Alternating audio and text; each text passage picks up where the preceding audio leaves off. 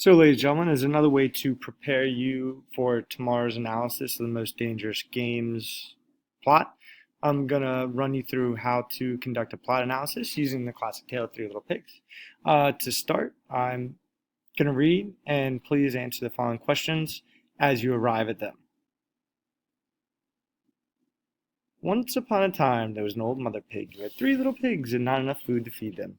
So when they were old enough, she sent them into the woods to seek their fortunes.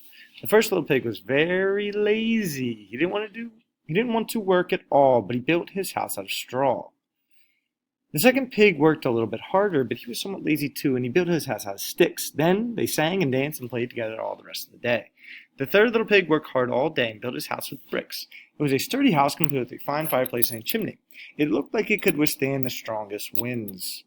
The next day, a wolf happened to pass by the lane where the three little pigs lived, and he saw the straw house, and he smelled the pig inside.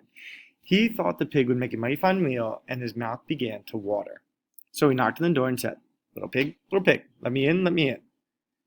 But the little pig saw the big bad wolf's big paws through the keyhole, so he answered back, "No, no, no, not by the hairs on my chinny chin chin."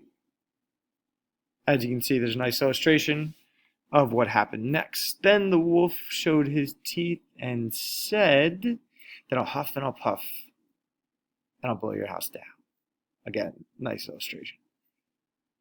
So he huffed and he puffed and he blew the house down. The wolf opened his jaws very wide and bit down as hard as he could. But the first little pig escaped and ran away to hide with the second little pig. The wolf continued down the lane and passed by the second little pig house made of sticks, and he saw that house, and he smelled the little pigs inside, and his mouth began to water as he thought about the fine dinner they would make.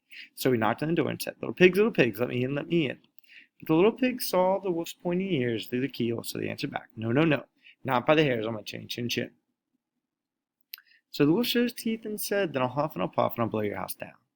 So he huffed and he puffed and he blew the house down. The wolf was greedy and he tried to catch both pigs at once, but he got too greedy and got neither. His big jaws clamped down on nothing but air, and the two little pigs scrambled away as fast as their little hoofs could carry them. The wolf chased them down the lane. He almost caught them, but they made it to the brick house and slammed the door closed before the wolf could catch them.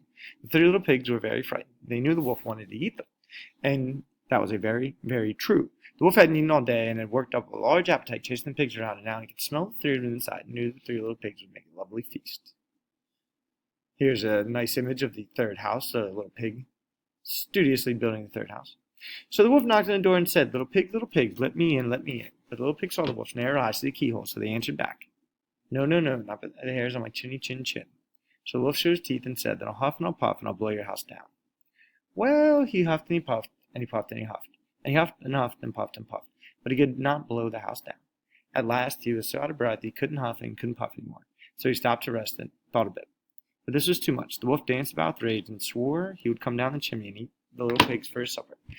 But while he was climbing onto the roof, the little pigs made up a blazing fire and put on a big pot of boiling water. Then, just as the wolf was coming down the chimney, the little pigs off with the lid, and plump, in fell the wolf into the scalding water. So the little piggy put on the cover, boiled the wolf up, and the three little pigs ate him for supper.